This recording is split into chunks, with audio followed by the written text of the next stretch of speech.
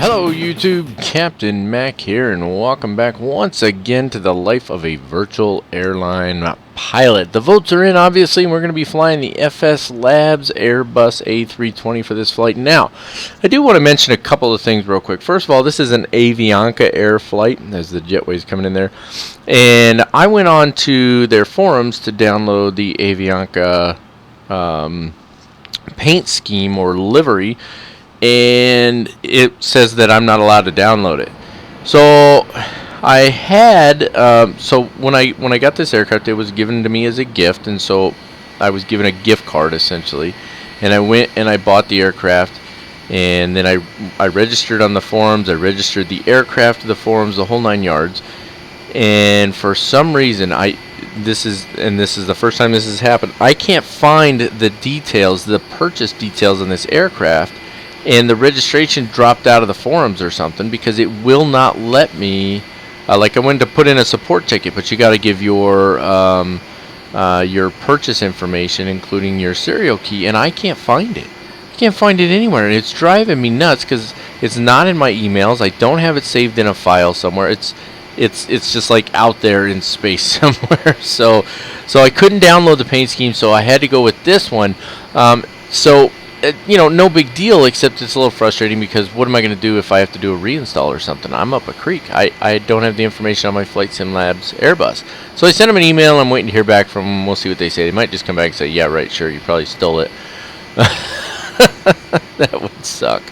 Anyway, that being said, I actually almost switched it to the Aerosoft Airbus because I got a comment in there. Somebody was saying, hey, a lot of us don't have the money for this aircraft, and I totally get that because this thing's expensive. Again, I wouldn't even have it if it hadn't been given to me as a gift.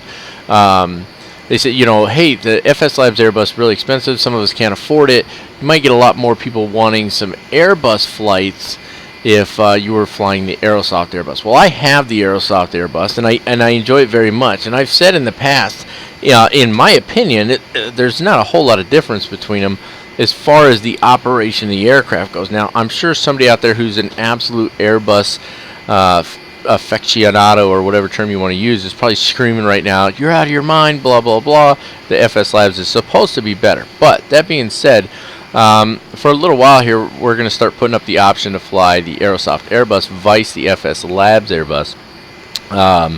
Because for a number of reasons. One, I want to get the opportunity for you guys to see more of that, and I need to do a tutorial on it anyway. But to be perfectly honest, I can literally use the same information I use for this Airbus for the Aerosoft Airbus. They are very, very close to the same. The systems work the same. I think this one's just supposed to be a little more in depth. But anyway, so that's one reason. You know, is so that you guys get an opportunity to see flights in that Aerosoft Airbus, especially those of you who have the Aerosoft Airbus and not the Flight Sim Labs. That's saying Airbus a whole lot, especially for a Boeing guy, because I'm a Boeing guy. The other reason is paint schemes are a lot easier to come by, and I had no problem finding an Avianca paint scheme for this flight. However, I decided, you know what, I'm not going to switch it up. The vote was for the FSLabs Airbus, so that's what we're going to stick with. But at the end of this one, you will absolutely see a vote available for an Aerosoft Airbus. And we still need to make our way over to the UK. So in order to do that, of course, we're gonna need an Airbus, because at our rank, there's only a couple flights that cross the pond, and they do so from up in Canada, and they're in an Airbus. So all of that being said, enough. Let's go ahead and let's hop onto the flight deck here. I do want to mention one more thing that is different today, and you see how slow that moves, right? Not quite as quick as it did before. Well, this is why. Bam! That's right, ladies and gentlemen. Captain Mac is flying chase plane rather than track IR now. This was a gift from my daughter for my birthday. And I actually just now got around to doing the install on it and doing some setup and stuff. And we'll probably if you guys want, I'm more than happy to put together a tutorial on this. Totally up to you. There's a couple that have been done already out there. Of course, I'm always behind the curve on the new stuff, and that's fine. I don't care. I'm not looking to get views just because I'm the first one to put something out there. That's kind of silly. But I'm going to tell you this. I really, really like chase plane. Now, I mentioned to a friend about it. I was like, man, this thing's awesome. He's like, yeah, but I don't really do cinematics, so it doesn't matter. The cinematics are just like one little tiny detail of this thing. It is absolutely amazing. It is so easy to use. There's a few little quirks that are a little different. Definitely making some adjustments. Probably the thing I like best is this right here, the static camera. So you can see that it actually scanned for the airports, and I'll go over this in a tutorial again if you guys want it. But it's got all the gates listed in here, right? So we're at D36. Let me rephrase. It doesn't necessarily have all the gates listed in here, but it does have a lot of them, right? Well, maybe it does have all of them. So you can see they're listed by distance, right? Listed by distance. So D36 is where we're at. If I click on that, bam! Now, you're probably thinking, what the heck is going on? It's acting up. Actually, it's not. Let me find it here. Camera. It's under turbulence. Watch this. See the environmental wind here? It's really windy right now. Watch this.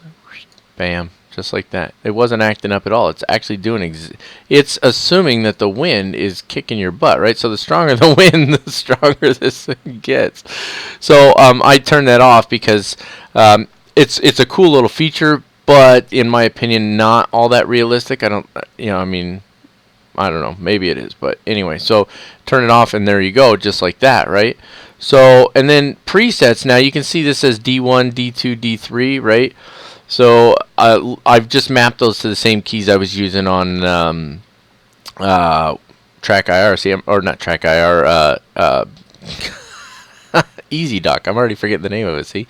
But I also like the outside view. So like the intro, I created intro view 1, right? And so what I do is I click on that, and no matter what aircraft I have in here, I can go straight to this view, and then I can adjust it a little bit, fine tune it, whatever, for my intros. And then I'm going to make intro 2, which will be the other side of the aircraft, because I always like to start outside the aircraft. So anyway, there's your real brief introduction of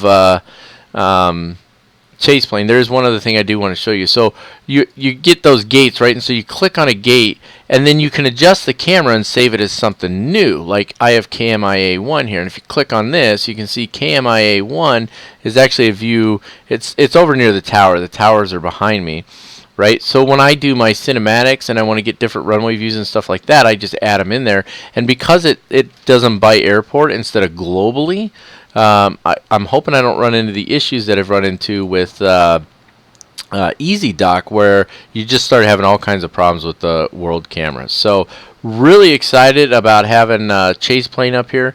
So I just wanted to share that with you guys. I hope that I hope that the experience works out better. And I'm going to try out the cinematic mode for helping to make my cinematic departure and arrival videos that I know many of you like very much. So neat stuff going on there. Okay, we've talked about that long enough. Let's go ahead and get started here. One other thing I want to note that I like about this, but I'm still adjusting to it. If I am on another window, like right now I'm on this window, right, and I press a number key, like right now I'm pressing number 2, it should go to the FMC. It won't. I can click on this and go to the FMC. You have to have FSX as the active window. And I actually like that because with Easy Dock, if I'm trying to type something or something like that while a flight's going, the A and the S key were used for changing cameras, and the camera's bouncing all over the place, and it's ridiculous. So cool little feature. Anyway, hold down the bright key to run up the brightness of the FMC screen here, CDU, whatever you want to call it. Let's go into our options really quick and go to external controls. Let's connect the GPU and the ground chocks. Okay, that's how we want to start off. And then hop back here, and while we're here, let's just do the fuel real quick. So let me pop up the flight plan here, and we're looking at, well, let me just bring this over here for you guys. So we're looking at, for fuel, 9,109 kilograms. So we want to make sure this guy's on kilograms, right? Where's weights at? Units. So kilograms, there we go, we're good on that. And then inches HG for the barrel, which I like. So we're on kilograms, which is what we need to be. And what did we say it was? 9,109 kilograms. So 9109, and we'll just put it in the total. and it'll even it out for us. And so now our fuel's done. We don't have to worry about that right now. Was there something else on that fuel page? I forget. I don't know. We'll get to it eventually. So that's good for the moment. Let's go back to, where's menu? Come on, brain, function. There we go, menu. And there's nothing else to do at the moment because we don't have the aircraft up and running. So let's hop up top here. Ground power is connected and available, so we'll click that on. And then, since we already know we're going to have to do it, I know it's a little further along. You know, it's only a little further along, but if it says off on it, if it says off, one of these buttons says off on it. That sounds kind of weird. If it says off, click the button to turn it on. Same thing with the batteries, right? Everything was off there. Alright, there we go. So now the aircraft's doing all its boot up stuff. Remember, it's a computer, so it's got all kinds of stuff to do. So batteries are on. Nav and logo lights need to come on. These guys down here, right click them once, that puts them to 1. And if you right click them a second time, it puts them to 2. I got 2 different comments on that. One person said it's just like a backup, and another person said no, you actually use it for something. So I don't know which is which, but there you go. That's what we're going to stick with, right? That's the aircraft going through its startup stuff. Okay, so nav logo lights are on. We're not ready to start the APU yet. But we do want to go ahead and take care of the IRS, which is these guys up here. Now remember, these need to go in order 1, 2, 3. Alright, so right click once on each one. 1, 2, 3. And there we go, we're moving right along. Let's see. We don't need to. We're not going to cycle through the ECAM right now. I don't know why it's got us doing that. But now we're at the point where it says to extinguish all white lights on the overhead. Since we've already done that, I mean, it's just quicker that way, right? Let's see. So IRS should be in alignment now. And if we hop down here, let's see, which page is that on? Maybe it's because there's a fault on there. So see that says nav TCAS. I'll pop that up for you if it'll let me. So it says nav TCAS fault, right?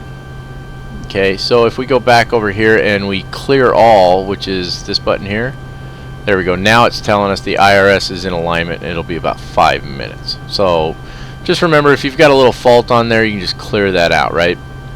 Okay, moving on. What comes next? We can put the strobe light to auto.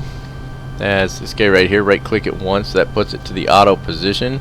Pack flow needs to be in the normal position here, which it is. And nose wheel steering and anti-skid needs to be on. That's this guy here. We are not going to use GSX because every time I do, it kicks out the nose wheel steering for some reason. I have no idea why. So we're not going to mess with that. Okay. Boy, we're moving pretty quick today, aren't we? Oh, let's see here. Let's see, we can go down here. Let's put the transponder on. Okay, so now I've set up the keys to be able to move around in here, which you want to be able to do, right? So if you do switch to chase plane, definitely go in there and take the time to set up some keys that you'll remember to move around the aircraft like that, okay? So transponder, so we need to clear that off. If you just hold down the, no, you don't even hold down, click it twice, I guess. Put in the code that we want. It's going to be 2336. Right click to turn it on. We need to turn altitude reporting on, and then TCAS can stay where it's at for now. I'm not worried about that. We will get to it. It does say to turn it on, I guess. Well, it says to put it on standby. It's in standby, so I don't know why you're messing with it. Nothing we need to do with the radio panels. We're not going to change anything on that configuration there. So we're good to go, which means we can hop straight back up here and get ready to start setting up our flight. Now this CDU should be working now, so just hold down the bright key until it comes up. There we go. We're not going to use it right now, but we're going to turn them both on. So FMCG GPS primary loss, that's because it's still going through its startup, the IRS alignment. Also, another little note on chase plane. If I hold down the middle mouse key, I can move around, right? Or if I just hold it down, it actually gives me all these options, which is pretty cool. Okay. But if I'm over an active button and I hold down the middle mouse key, it does nothing, which is actually an option in there that I really like. So pretty cool there. There's your first cough. Nav database is up to date, so we're good to go on that, which means we need to jump where? Right into Let's see, fuel and payloads. Well, we haven't done payload. We did fuel. We didn't do payload, right? That was the other thing we need to do. So we did fuel. Now we'll do payload. And we need 0 fuel weight and center of gravity. And those are on our flight plan here, right? So if we look on here, you've got your max 0 fuel weight and then your planned 0 fuel weight. And it'll do the center of gravity for us. So 58,290 is our 0 fuel weight. So putting that into a decimal, it's basically 58.0, right? Because we're going to round down. 58.0, because we wouldn't round up. I guess we could do 58.2. Let's see if it'll let us. 58.2. Yeah, there we go. And then 25.6 on the center of gravity. So we're going to go on that. We could change... we could change all of this here. We could change what our actual load is, but we're not going to. I just leave it as is. I know it doesn't necessarily match what's on the flight plan, but we're just going to stick with this. It also changes the gross weight and center of gravity for you. And if I remember correctly, we need the 0 fuel weight and the center of gravity from the top left there. So I'm going to write those down, 58.2 and 25.6. We're going to need those later on. Alright, so we're good on that now, right? Let's go over here back to the FMCG. And fuel and payload's done, so we're good on that. And, okay. Oh, my nose itches now. So let's go and press our init key. It actually stands for initialization. Flight number, Avianca is AVA. And the flight number is 35. That's going to be our flight number there today. And it's going to be from Miami, which is KMIA, to SKCG. I had to look over there. I keep forgetting what that is. SKCG. Put that in here. Bam. And cost index for us, as always, is going to be 85. And our cruise altitude ultimately is going to be 37,000. So flight level 370. And it'll give us the temperature up there. And we're good to go. Go ahead and click on IRS initialization. We want to make sure that this is where we're actually at. And if we hit Shift Z, you can see that we're at north 2547.88, north 2547.9, close enough, and west 8016.94 west. And so there you go, 8016.9 west. So we're good. And we can just go back to this page and then hit Shift Z a couple more times and it gets rid of all that. So somebody asked me, and I'll see if I can find the comment to pop it up here, how this aircraft performs. I'm assuming you were asking about target frames and frame rate and stuff like that. You can see that I'm right around 20 here. If we hop up here, it's going to drop down and then go back up a little bit. So I don't know why my frame rates have been as low as they have. Probably because I just got everything cranked way up. I've got some AI traffic floating around and stuff like that.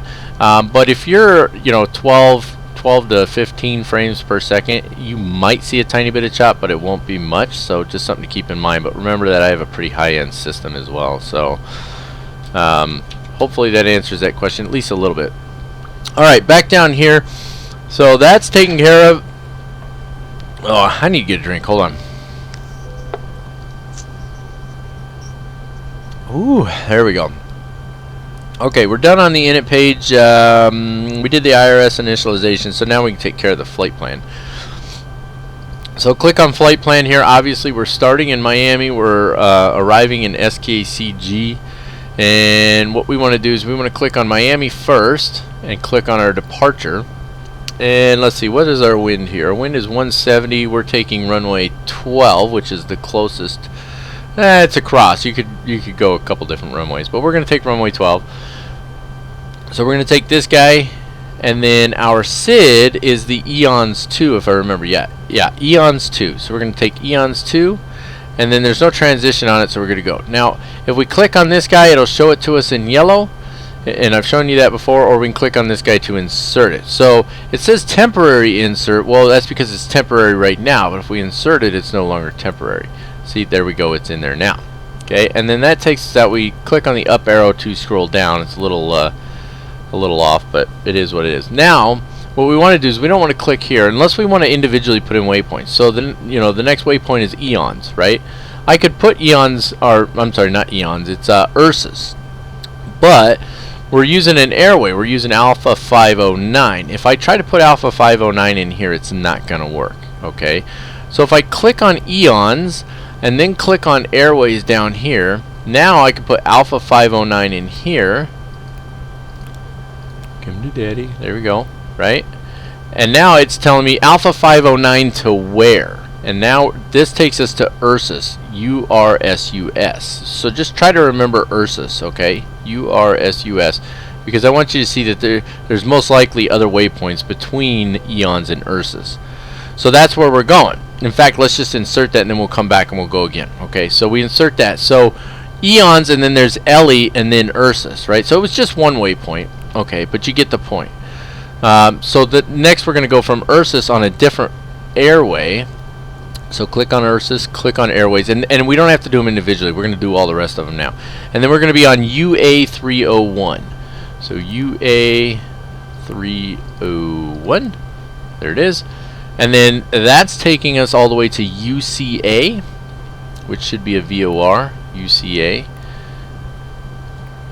And sometimes when you do that, it'll click up another text that'll ask you to choose your lat long. So make sure on that you have a flight plan that provides the lat long for your VORs, okay? So that you can make sure that you pick the right one. And I believe that in this Airbus, when it does that, when it pops up a list of, so say there was like 5 different VORs named UCA, it would pop up a list of all 5 with their lat long. And I believe in the Airbus it shows you their distance from your current position. So you know, sometimes it's obvious, hey, it's the one that's 100 miles away when all the others are like 2,000 or more, okay, but other times it's not. So you're going to want to know your lat long. Now we don't have to insert that yet. From UCA we're going to take UG430, so let's go ahead and put that in there. UG430. Keep in mind that I use PFPX for this, but you can get a near identical flight plan from the free online flight planners and stuff, and you can get something similar to this output format as well. So you don't have to pay for PFPX. I just did because, I don't know, a long time ago I thought, oh, it'd be way better to have that, and it turns out it's really no different, to be honest with you. And then from there, excuse me, we're going to NESMO, N-E-S-M-O. So let's put that in there. S, where's the M? There it is. NESMO. Okay, and then from NESMO we're taking another airway, G430. G430. Put that in there. And we're taking G430 out to Varon, V-A-R-O-N. So V-A-R-O-N. And then from there we're going on to our star, right? Our arrival. That sounds weird. Anyway, so let's insert that, and we look on here. So we had Eons, then LE, then URSUS, and then we went from URSUS, we went UA301 to UCA. So you can see, and it's got it in there, Alpha 509, Alpha 509, and then it's UG430. And you can see UG430 shows up in there a few times, right? So UG430 had 1, 2, 3, 4, 5. It's got Kyler in there twice. That's interesting. You see that? There's no reason for it to be in there twice. Okay, so, and you can see it's 0 miles from it. So we're going to delete one of those. So let's clear one of those out. Let's see if it'll let us. No, it didn't let us there. Let's return. Let's just click on Kyler. No, we can't do that either. Return. Clear. This one. There we go. Okay, I just didn't hit the clear button the first time. And then now we hit clear again and clear the discontinuity. There we go. This is why we check our flight plan. And then it's from there it's Errado and then Varon on G430. And then from there there's discontinuity to SKCG, and of course we're going to take the Varon 2E. So click on SKG or SKCG and then click on arrival, and we want to go to the stars. So you see the little arrows up here, tells us there's another page. We want the stars. Up arrow to scroll down. It's going to be all the way at the bottom. They're in alphabetical order. Okay, Varo 2E, that's us. Click on that one. There's not going to be a transition. I think you can enter transition in, but we're not going to mess with that. So let's click on temporary insert, and that didn't insert anything, did it?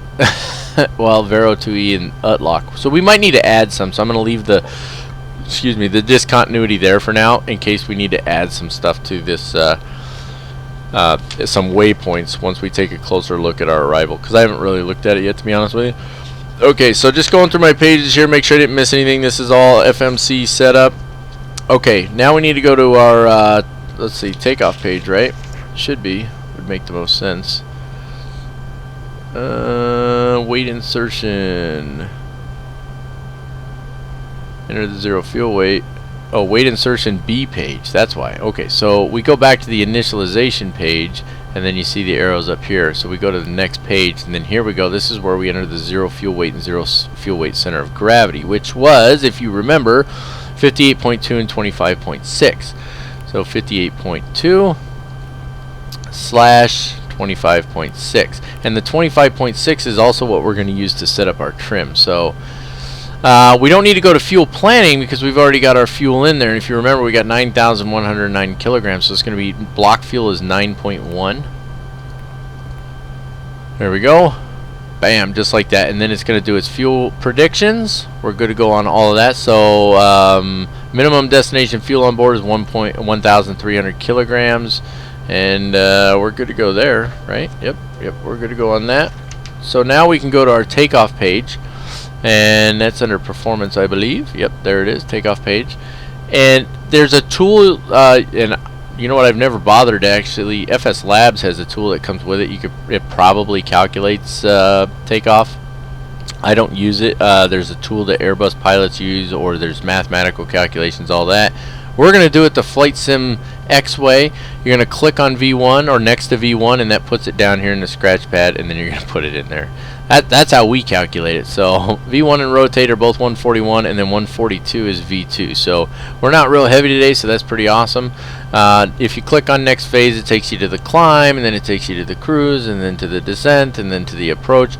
And of course, we're going to have to fill out some information on this page when we get close to our arrival, because right now our approach speed would be 142 for full flaps, and we don't want that. So we're going to go on that. Back over to the flight plan page for the moment. And that takes care of the FMCG initialization and takes us back to the continuation of the cockpit preparation. So, up here on the MCP, or FCU as it's called in the Airbus, MCP means Mode Control Panel, that's Boeing term. FCU is Flight Control Unit, that's Airbus term, as far as I know anyway. So this is our FCU here. It's how we control the autopilot. So we want to make sure that we are on not HPA, hectopascals, but inches HG, because that's how we set it up down in our FMC, if you remember. And then we're at 29901, so just scroll her down one and we should be good to go. Another cough for you there. Everybody likes that. I know how much you appreciate it. This can stay on nav, and then our range, we'll keep that at 10 for now. And then you can see it's centered up right now, and the idea is that we've got technically a waypoint behind us. We really don't. It's just where the runway is at. But what we can do is we can switch that to arc if we want, and it still kind of shows that, but now it shows just the waypoints, and we can zoom that out a little if we want or whatever. So they recommend nav, which is the centered version. In the Boeing, you would actually click on it to center it up. So that's where we'll put it for now. That's fine. Altitude restrictions, I don't think there were any. So right click the black part of the wheel here to put it over to the 1000 increment, and that way it goes up 1,000 feet at a time. And then we're going to go up to 37,000, but our initial altitude is 35. So I'm going to put it at 35 for now, and then probably partway through the climb we'll change it to 37. Actually, you know what, I'm just going to put it at 37 because the flight plan indicates that we climb initially to 35. Whoops, we didn't need to get all big like that. But there's really no, it's climb, climb, climb, and then it's just up to 37, right? But our initial altitude is 35. So it looks like by the time we cross 35,000 feet, we'll have burned off enough fuel that we can make it up to 37. Does that make sense to everybody? We want to make sure this guy right here, the heading track and vertical speed FPA, that's on heading and vertical speed. And if you click that, it changes it. I'm not messing with it because I don't know if I'll change it back. We don't need to set up nav radios. We're good on that right now.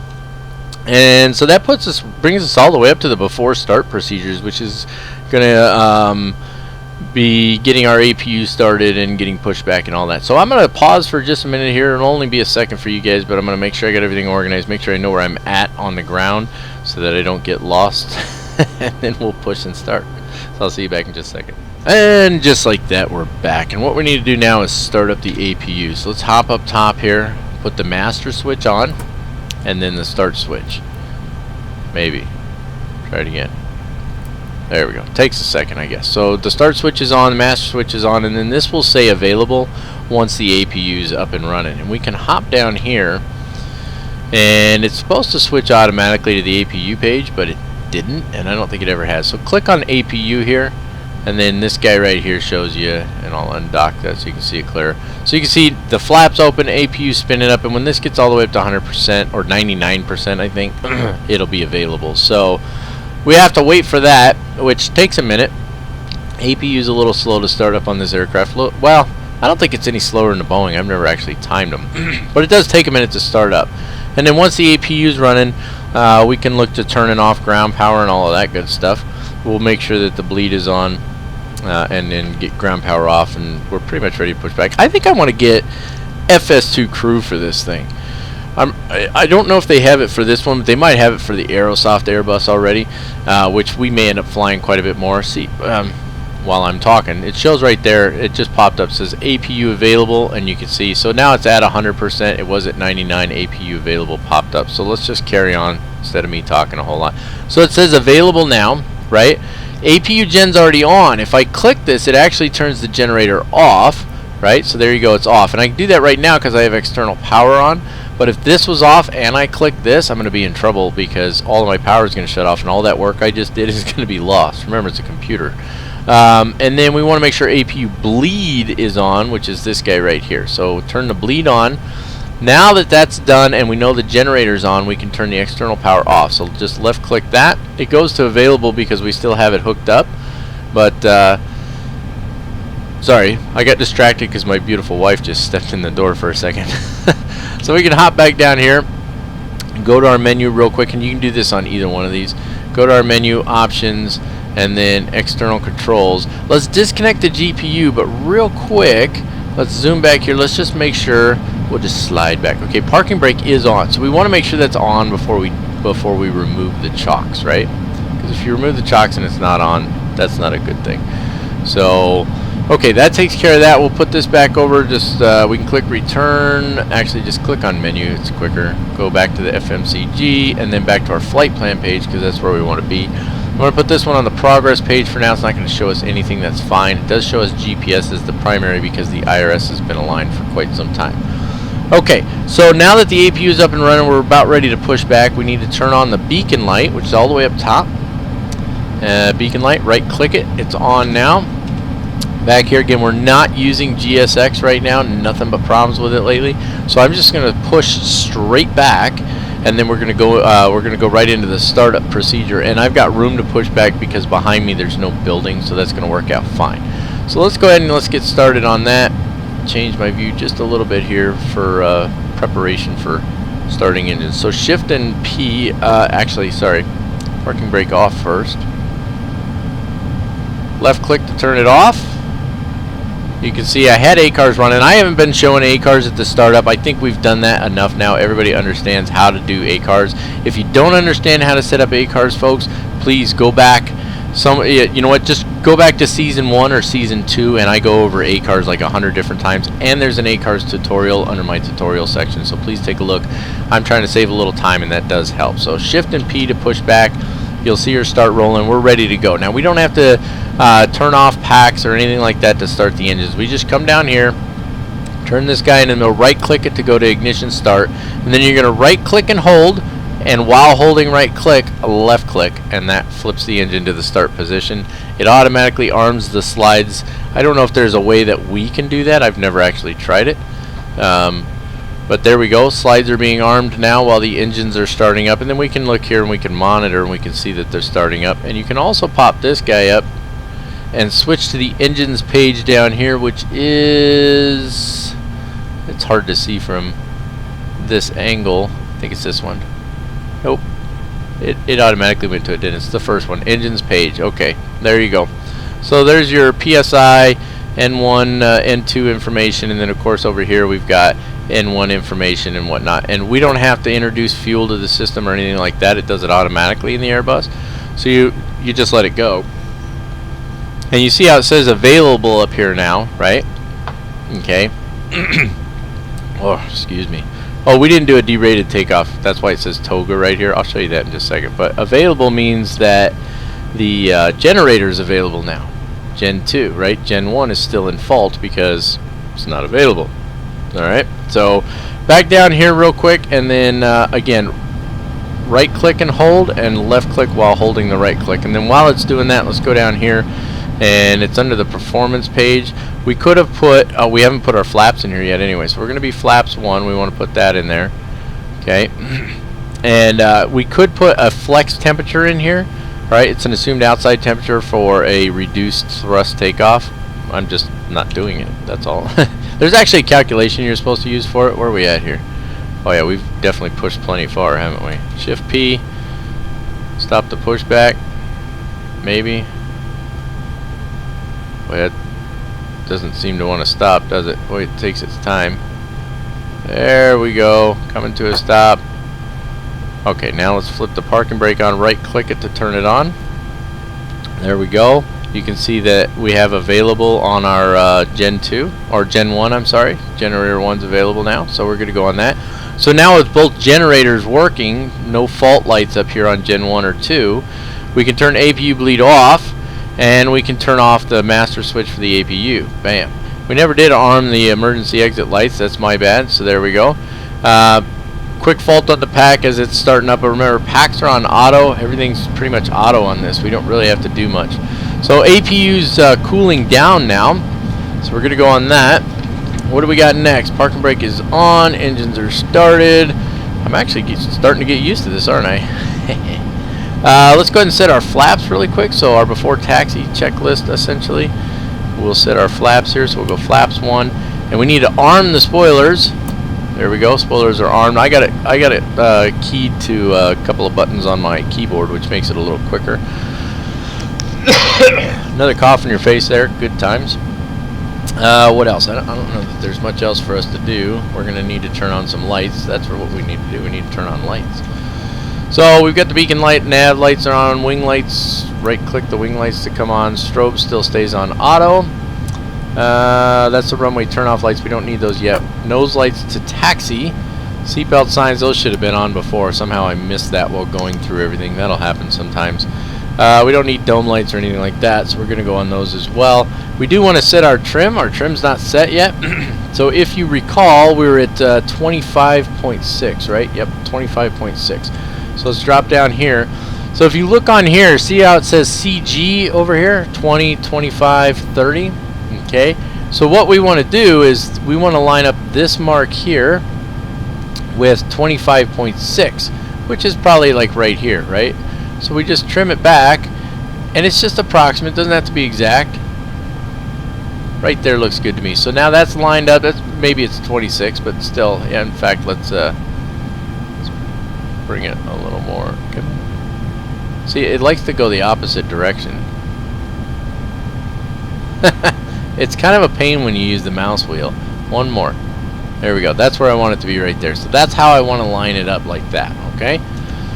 Easy enough. What else we got here? I think that's pretty much it. Oh, we're supposed to start the clock too. I don't know if you guys know that. You're supposed to start the clock.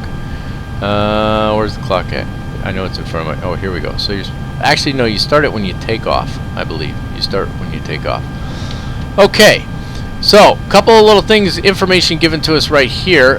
Takeoff. So, for takeoff, the auto brake needs to be set to max. We can do this when we taxi out too, but...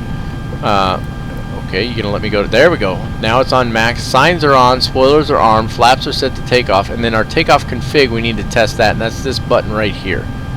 This guy. If I click on that, that goes to normal.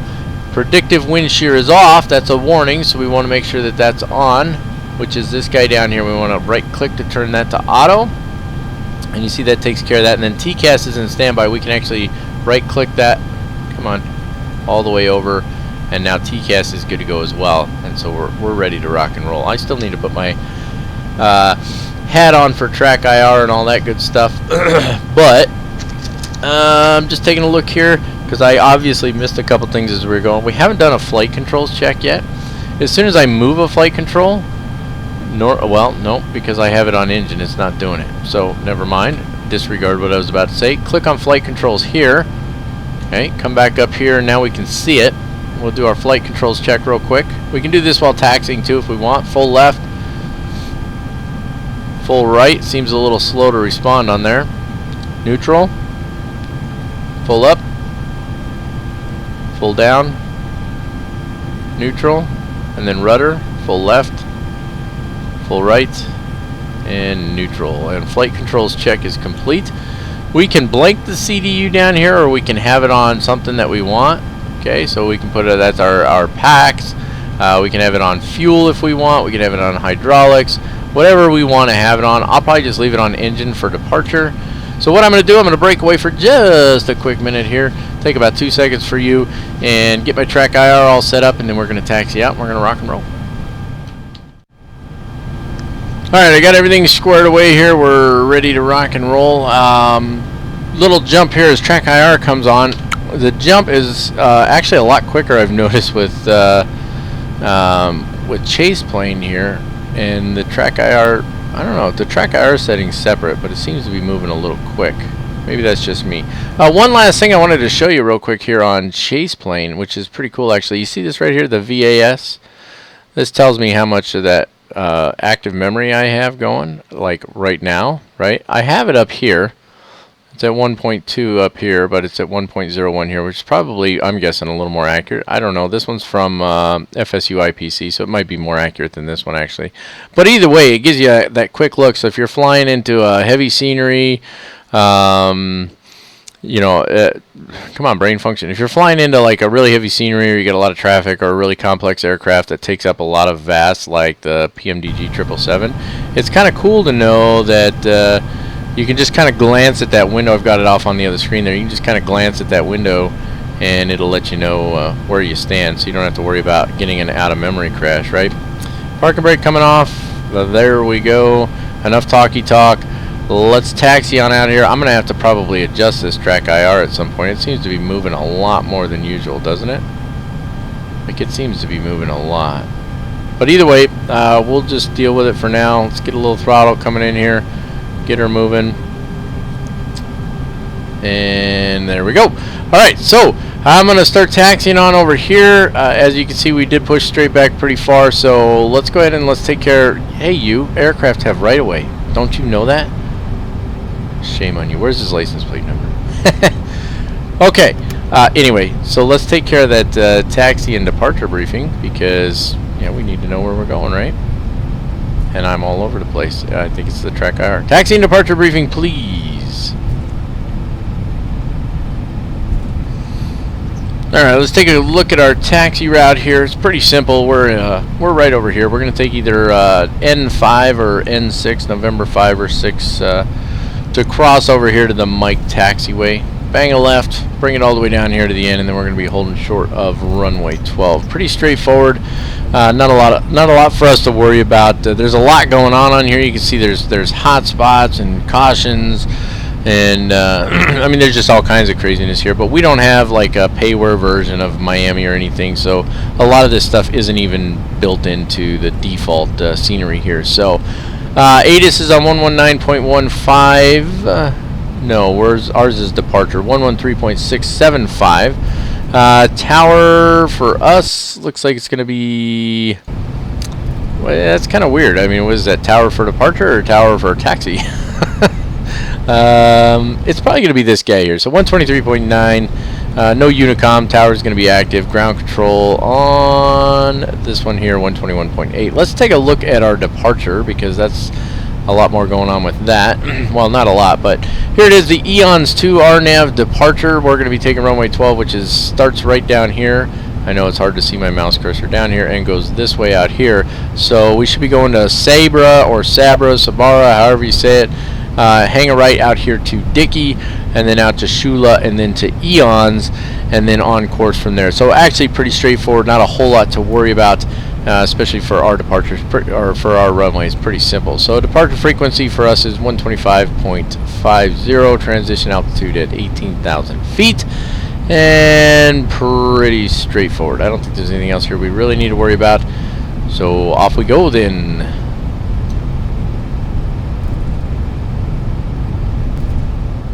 Alright, so here we are holding short of the runway. That's not our runway. That's our runway over there. So make sure we take the right runway. That would be terrible if we didn't. We've had a couple aircraft land since we got here.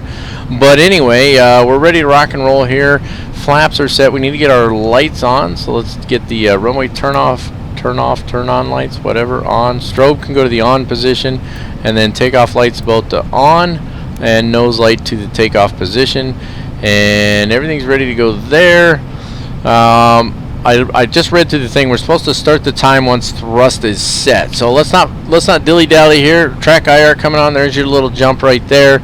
I don't think I set the parking brake. I did not.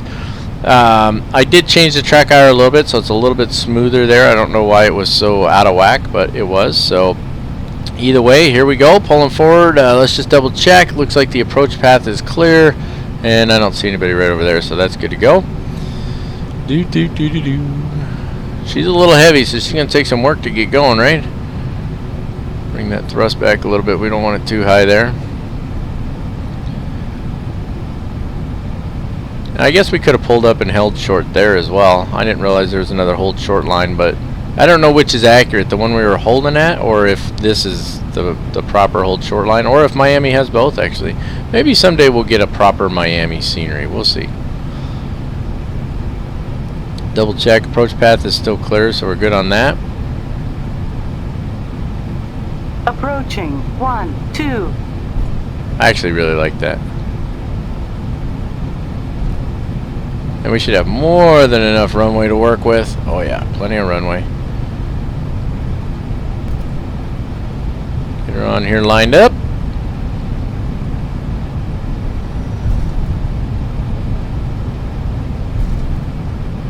Woo, swung her around fast there, didn't I? Runway 1, My bad. 2. Passengers like getting sick in the back. Holy cow, what's going on? Alright. Bring her to a nice easy stop here. It's pretty close to center, not quite. Okay, so what we're supposed to do is run the throttles to 50%, observe that they are accelerating smoothly, and then as we accelerate down the runway, we're supposed to hold the stick here at half forward position, about like that, and then at 80 knots start to let it up until it reaches neutral at 100 knots. So I'll try to remember to do that. We start the time once thrust is set, so I think we're good on that. So let's get her up to 50% here. That's a little over 50%. Make sure the acceleration is smooth. Looks like it is. Yep, all the way up to Toga then. Stick half forward. Before we do that, let's hit the chrono. There we go. Stick half forward. Try and keep her on the center. We got a little crosswind here. Woo, a lot of crosswind. There's 80 knots. Start letting the stick up. Neutral at 100. Trying to stay in the center, not doing very good. And here's our V1 coming up. Oh. There's rotate. Let's get her off the ground, boy. It's not liking the ground at all, huh?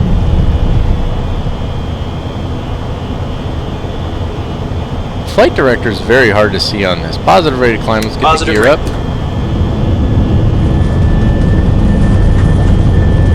Wow, that was an ugly takeoff, wasn't it? Zoom. Let's put this in arc and zoom it out a little bit. Actually, no. Let's put it back. I like it there better. Can't make up my mind.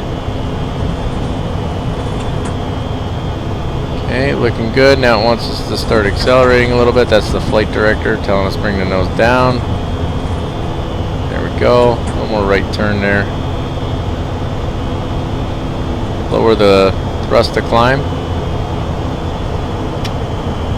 There's flex. There's climb. They're asymmetrical. They always are. Bring her back. Too busy trying to... Well, I'm not doing so good here, am I? Usually hand fly a little bit better. Let's go ahead and get the flaps up now. There we go. Flaps are coming up. Continue to accelerate. Try and actually follow the flight director. That'd be fantastic.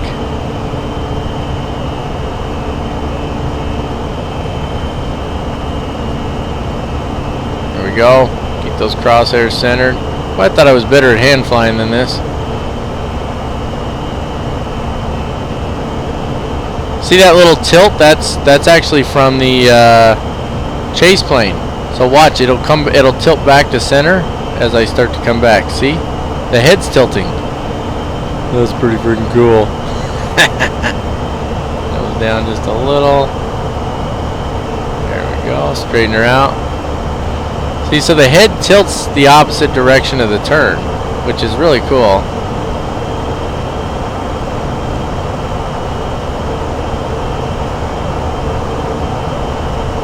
That's pretty neat, actually. So it's supposed to have a more realistic feel to it. Which it does, actually. I mean, I've flown in real life, and when I fly, I tend to keep my head level even when I'm turning. So, that's kind of cool. Alright, now we're following the flight director a little bit better here. Still hand flying. That's why we're not, let's see, we can do a couple after takeoff things. But we might as well wait till we get above 10,000 feet. I mean, it doesn't really matter.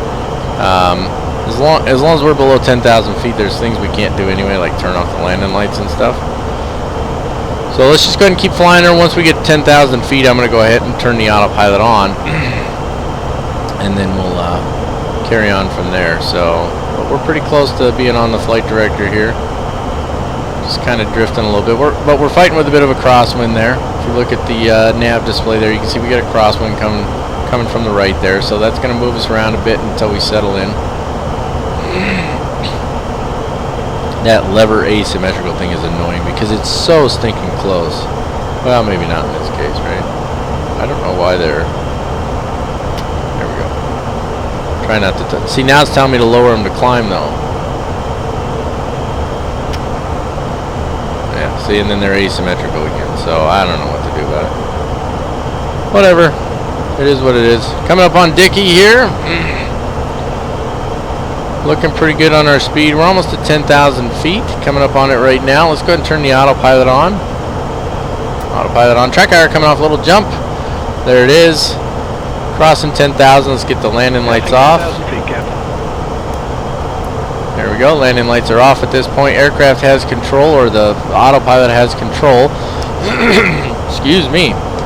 Again, it's only when I do videos, guys. I don't know what the deal is. We didn't turn packs off for takeoff. You can, but you don't have to. I chose not to. It's just one less thing to worry about. Everything else is looking good. We do want to unarm the spoilers at this point. So for me, it's shift and tab. That's not working. So left click them once. That puts them down in the unarmed position. We're good there. We've got the dots on here, which is what we want. That means it's being managed by the flight control system, which is what we want as well. Go ahead and zoom this out a little bit here. And I think we're good to go on everything. Everything's rock and roll. Did we ever get weather radar on? I'm really bad about that. I really am. Yeah, it's on auto. System. What is that? So, oh no, that's for both, right? No, it says off there in the middle. Let's put it on one, and then let's put this on map mode. I think that's the right way to do it. I've never messed with weather radar very much, so it's still new to me. We can turn the ignition switch to the off position. We were probably supposed to do that after startup. I missed it somewhere in the checklist there. My apologies. What else? Everything's looking good. Dark cockpit concept, so all the lights off means everything is as it should be. Auto throttle's working. Everything's going good. It looks like we're ready to rock and roll here and continue our climb, and that means time for some of that obligatory elevator music, ladies and gentlemen.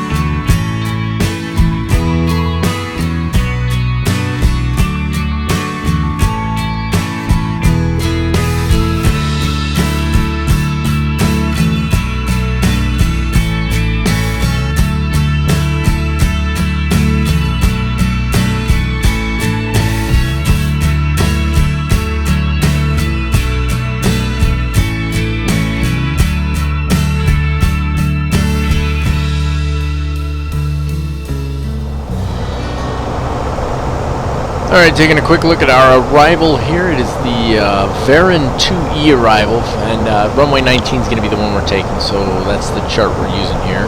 You can see Varan 2E's over here. Varan is out here somewhere.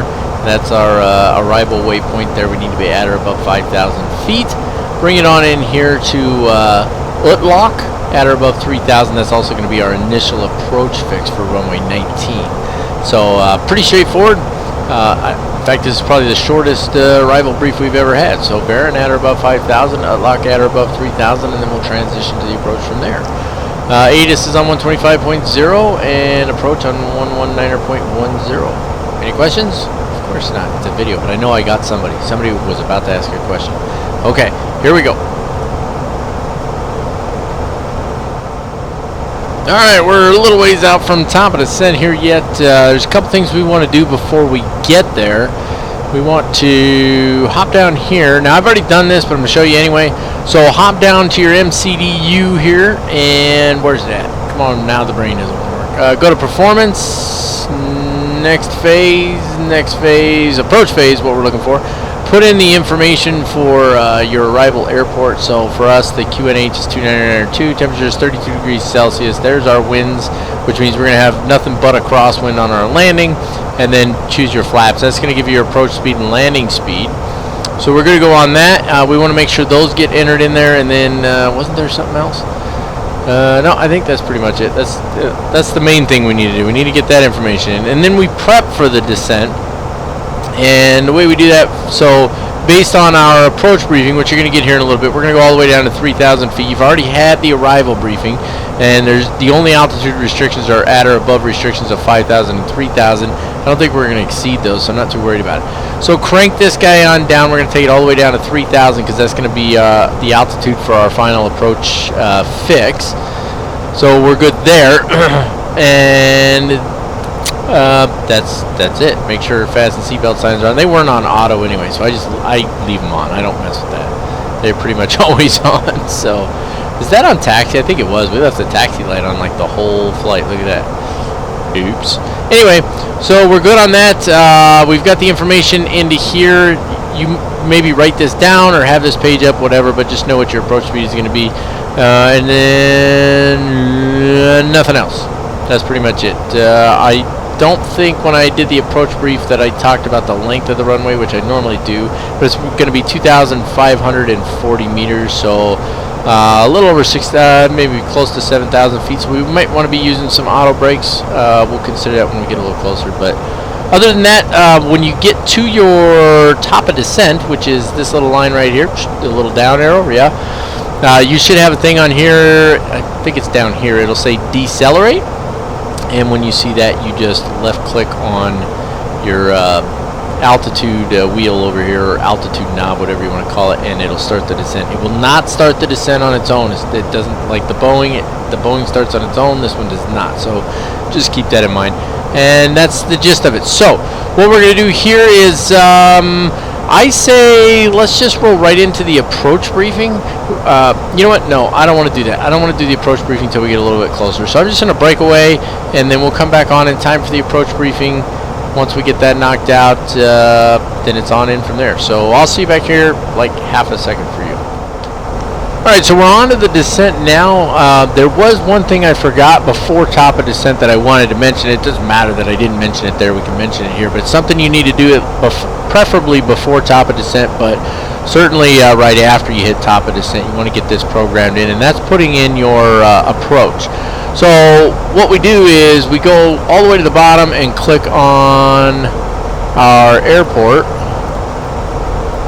And it's already got it as SKCG 19, but if you click on the airport and go to arrival, then you can go in here and choose your runway. Now remember, we'd already chosen the actual arrival, but then we choose our runway as well. We chose runway 19. You want to put all that information in there as well. Again, preferably before top of descent, but not absolutely necessary before top of descent. So just something to keep in mind that I wanted to mention. Okay, so that being said, now that we're on our descent, we're getting pretty close, pretty fast here. Let's go ahead and let's take care of the briefing the approach plate. And then that should take us up to the point where we can basically get on the approach and take care of business there. So approach briefing, I guess Yeah, approach briefing, please. Don't mind me.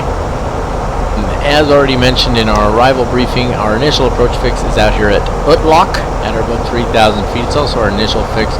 We'll turn to 189 degrees from there, continue to Pullock, which is our final approach.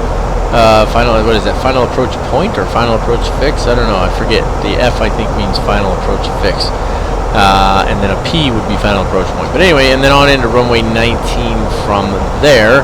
Pretty straightforward. Look at the profile view here really quick. So you can see out here at Unlock, we're at 3,000 feet. And then our descent point is 9.2 miles from the runway. And let's see, down to Pullock, 1,640 feet at Pullock. We'll have to make sure that's programmed in.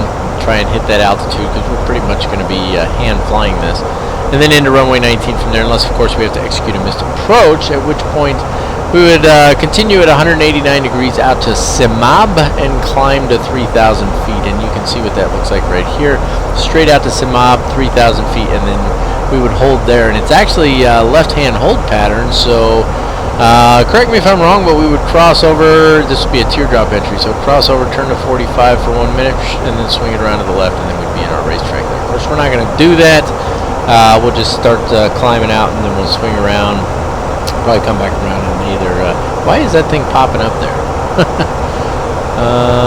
My FSX is doing something over there. Anyway, don't mind that. Even if you can see it, I might be able to edit that out. But anyway, so yeah, that's pretty much our approach briefing. I don't think there's anything else to cover. Oh, ATIS 125.0 tower on 118.3.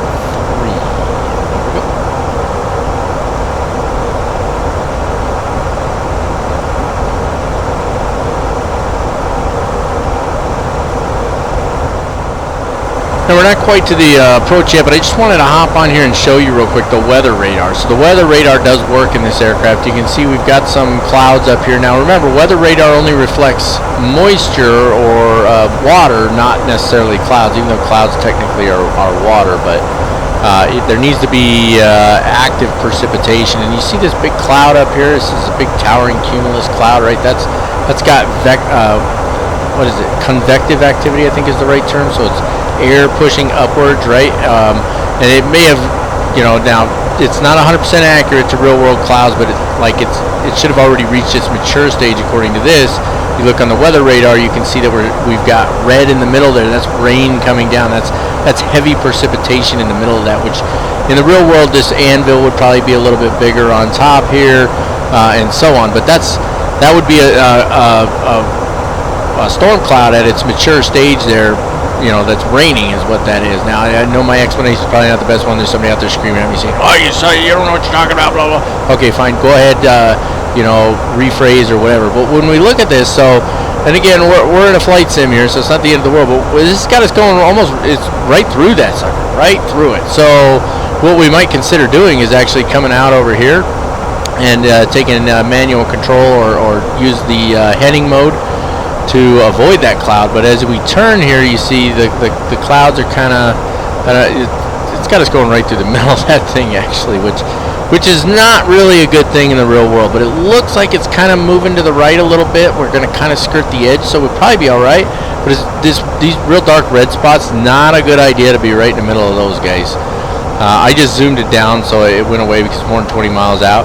But what I'm hoping for is that it's kind of moving to the right, as you can see. So I think we're going to hold our course here, and I think we'll be all right. We're going to kind of split these clouds here a little bit anyway, so I think we'll be fine. But I just want to show you guys that weather radar is actually working like it's supposed to, and I think that's pretty freaking cool. So yeah, anyway, enough about that. Off we go, and I'll see you guys back on here in just a second. Alright, we're going to be in here in 2 shakes of a pickle, folks, and as you can see from our radar, I got it zoomed in to 10 miles here, we are just skirting the edge of that really heavy convective activity. We're in a little bit of it here in these clouds, but it's not too bad. We got some rain, which is what we expect. That's coming from these clouds ahead of us as well. But that convective activity has continued to shift slightly to the right. And so if we zoom out just a little bit here, you can see that we're going to just skirt the edge of it. So we should definitely hit some turbulence in it. But this is that heavy convective activity, these dark clouds right here. and then there's more off to the left, kind of hidden or obscured by these clouds here. So we're going to hit some turbulence, no doubt about it. We're already hitting turbulence, but we're going to, for the most part, we're going to kind of skirt it there on the outside, which is what we want. Now we're definitely higher than our altitude than we should be. I'm going to bring the speed down all the way down to 180 knots at this point, and you know, it's not really on a VNAV path, so it's going to decrease the rate of descent, but I'm slowing down, and by slowing down, that's going to give me the ability to get down actually a little quicker, or less horizontal distance covered in the amount of time it takes me to get down. So again, I just wanted to show you guys that. I'm going to go ahead and hang on here, and that way if something comes up, I can just chat as it pops up. But basically, I'm prepping for landing at this point. We're going to bring out the next setting of flaps here. So there's flaps 2 right there. Landing gear will come down once we're on final. We've got the landing lights on already. We've gone ahead and armed the spoiler down here, and then I want to use medium auto brakes. So we've got all of that set up, pretty much ready to go. Little jump here for track IR. So I may or may not talk through some of this, but I'm going to be hand flying most of this approach, which is going to be interesting. Once we make the turn up here and we have a visual, once I have visual on the airport, I'm going to turn the autopilot off. I'm going to leave the auto throttles on, but I'm going to turn the autopilot off. So just something to keep in mind. That's going to have me pretty busy focusing on what I'm doing. And so that'll be my priority, obviously, because that's the way it should be. One thing I've always noticed about this, the auto throttles are a little, they always, I don't know what the right word is. They don't function the way I think they should. So let's see. 1640 is where we want to be. Let's scroll this down to 1600 here. I'm going to let it continue its descent. It looks like we're going to just about hit 3000 here at what's our waypoint here? Utlok, and then Pullock is the next one from there, or Pullock, I forget what it's called, but that's the one where we want to be at 1640. So I'm going to let it continue its descent on autopilot. I want to make sure I have eyes on. I've never flown into this airport before, so I want to take advantage of the aircraft systems guiding me in. But it's not an ILS, right? So with it not being an ILS, I need to use what I have available on the aircraft and let it guide me in, and that'll get me down to 1640 feet. And by then I should have no problem taking the autopilot off. Oh, you got to press the thing again. There we go. So it leveled off at 3000 because that's what I had originally set when I pressed it, right? So I can see the runway out here. We're going to just miss all these storm clouds for the most part, which is good. So let's just let the aircraft do its thing for a minute here. What was our speeds again? It was 142. Oh, it's 135 and 130 now. So we definitely burned off some more fuel. So let's bring that speed down a little bit more. Let's bring it down to 160. Let's go ahead and get the landing gear down. Gear down. Altimeter change, so the altimeter set 29er89er. We'll do a sort of a modified landing checklist here in a minute. Next setting of flaps coming in. We're going to need those. That's one thing always made me nervous about Airbus, is it flies really nose high, doesn't it? And I think we can go full flaps. Yeah, 177 for full flaps. So we're going to go to full flaps now, because we're doing a full flap landing. And so landing checklist, our altimeter set, our lights are on, landing lights are on, the gear is down with 3 green, and our spoilers are armed, flaps are set. So we're good to go on all that. So let's go ahead and turn the autopilot off. There it goes. I have control of the aircraft now. 2000. And we do have auto throttle going on here, so we've got, what do we say, 130 what? 135. I should probably watch where I'm going, huh? Come on. 135. 135, and we're a little low right now, so we need to get that nose up. So the auto throttle makes me nervous on this thing, to be honest with you. It really does. It doesn't seem to keep up with the aircraft. Like right now, those engines should be spooling up fast, and they spool up pretty slow in my opinion. So, but we're a little low. You can see, you can just make out, I'll try and move my head up, you can just see the PAPI lights there on the left hand side. You know, they're indicating that we're below glide slope, and we're off to the right a little, and that wind has shifted all the way around on us too, so we're gonna end up landing with a tailwind here, just a touch of tailwind, but we're gonna suck it up and we're gonna we're going to go ahead and complete this approach. So right now I just got her leveled off, and we'll start to nose over here in a second, just a little bit. Bring her down just a little, so you can just see the lights turning white there. So that's what I was looking for. So I'm not doing throttles, I'm just controlling the stick. All I'm doing is flying the stick. There we go, there's 2 white and 2 red.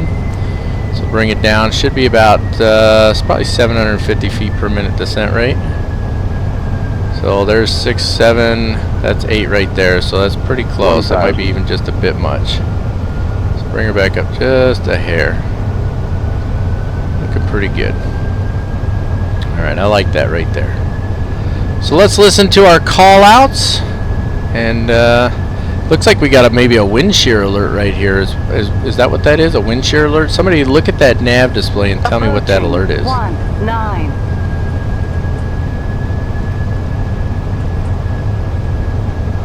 We're looking pretty good though. Monitor radar display.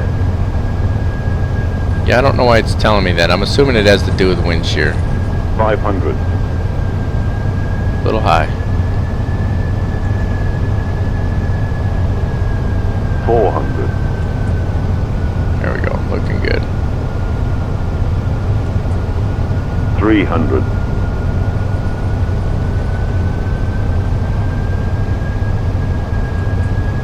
200.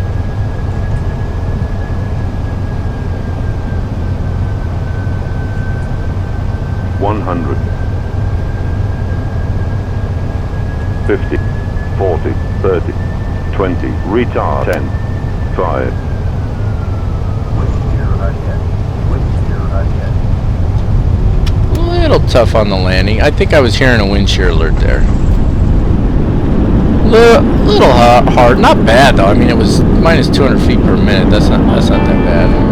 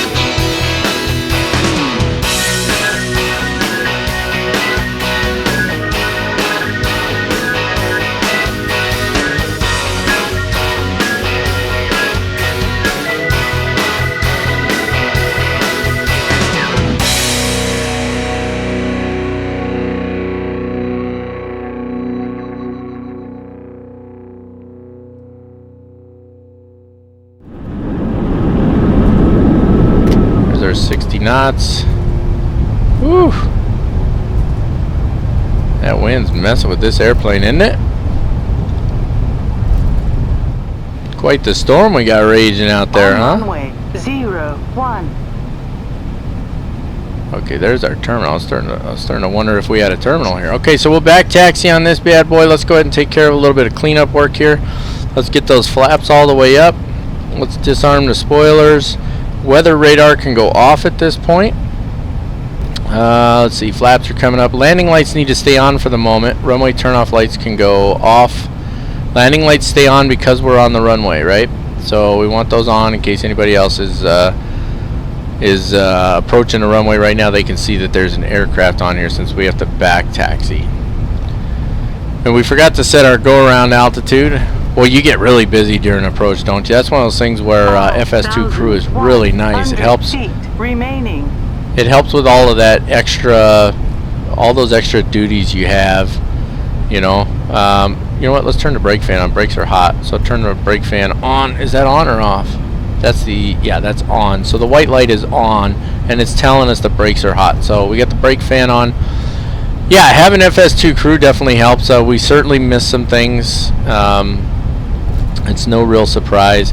I'm a little disappointed in my landing only because, you know, I think it could have been a little cleaner. It's not a bad landing, minus 200 feet per minute. It's still a really good landing, but I'm not used to, you know, the way this thing, the way the descent rate is on this and all that. It's just, it's all a little bit foreign to me. So I'm so used to the Boeing, right? to the 737. But anyway, not too bad overall. So I'm gonna go ahead and finish taxiing in here. We're gonna park over there at the gate, and once we're in there, we'll hop back on here and we'll go ahead and take care of shutdown, and we'll wrap this one up.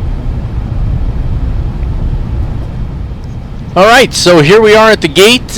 We definitely parked at a gate that wasn't meant for us. This was for a large aircraft, but I didn't look. Let's bring the jetway over there, and let's go ahead and get that left engine shut down and open that door real quick. So just left click, and that turns it off. We'll pop this guy up real quick. Go to our menu options, external controls, have them connect the ground chocks. Not the GPU yet. We'll do that here in a minute. And then where's doors? There we are. Doors. Left forward, let's open that one up. Okay, and so we did not turn on the APU. We could have done that. I thought about it on approach and decided not to. So what we want to do now is let's go ahead and connect the GPU. I guess I could have just done it already, but let's connect the GPU. External controls, GPU connect, and we want that on there. Doors, let's see, we can get cargo, aft cargo open. Let's get it open there. And now what we can do is we can actually, let's turn on ground power first, okay, because it's available but not being used yet. So ground power, click it on, there we go. And now we'll go ahead and we'll shut down that right engine, left click, there we go, disarming the slides, doors coming open, engine shut down, but we didn't lose power on the aircraft, and that was kind of the key right there. So that's good on that. We need to shut off some lights here, so strobe lights that can come off, beacon light can come off now, wing lights can come off, nav and logo will stay on. We already turned off all of these lights here. Undo the fasten seatbelt and no smoking signs, or you can leave the no smoking sign on, it doesn't really matter, right? And leave the emergency lights armed for now. And that pretty much brings us to the end of our flight. Alright, so as you can see, I pulled forward a little bit. Obviously this was not meant for us. Boy, the rain just stopped like suddenly, didn't it?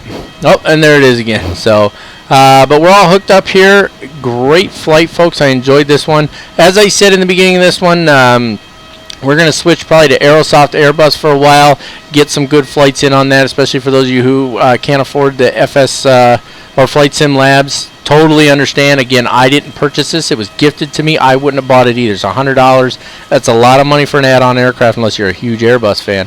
So definitely understand that, and I like the Aerosoft Airbus anyway. So we'll be switching to that for the future flights. Look down in the comments section for the voting thread, and it will include the Aerosoft Airbus, one of the 4. I have all 4 of them. So, and that's another nice thing about the Aerosoft Airbus as well, is that opens up more aircraft for us to fly. This is just the A320, whereas we got the 18 all the way through 21 with Aerosoft, which is pretty cool. So good to have that there. What else? Oh yeah, also down below in the video description, don't forget I put some affiliate links down there now. What that means is if you click on one of those and purchase something from one of those sites, I get a small percentage, make a little bit of money. I want to be straight and open and honest with you guys about that. Those are for me to make a little bit of money. So it's a way you can support the channel if you're in the market for some new flight sim equipment. That's the kind of stuff I've got linked down there. Do me a favor, go to one of those links first, see if that suits you. If it doesn't, then you know, no big deal. Oh, but I highly recommend don't bother with the PMDG MD11 I put on there, because I didn't look until after I put the link in. It's like $400. I don't know what that person's thinking. They're smoking crack, but it's really hard to get the PMDG MD11 now, as well as the old 747. So just something to keep in mind. But anyway, you know, it's a way you can support the channel. You can also support the channel by watching the videos at the beginning of the the little ad videos at the beginning of my videos, or clicking on any links that pop up. Again, those aren't spam. They just take you to pages, usually something associated with flight, and I get a small percentage. It's tiny, but I get a little bit every time somebody does that. So I really appreciate it. Up over 4,100 subscribers now. Having a great time. Really grateful for every one of you. Never thought we'd make it to this many subscribers. Really excited to make it up to 5,000 is the next goal, and then it'll be 10,000 will be the goal after that, and on we go. And I just think that's awesome. So thank you all very much. Don't forget to hit the subscribe button if you haven't already done so. Just click on subscribe. You can change it so that you don't get notifications or whatever, but please subscribe to my channel. Hit the thumbs up button on the video if you would, please. That makes it easier to find in the searches and so on and so forth. And then, of course, you can always like us on Facebook, follow us on Twitter, and don't forget that now you can follow us at Captain Mac 3588 on Twitch. Sooner or later we get back to those live streams, and that'll be a lot of fun as well. So that's going to wrap it up for this one, folks. Until next time, keep the blue side, or in this case the very gray and rainy side, up unless otherwise instructed by ATC. God bless you all. Thank you once again, and have a fantastic day.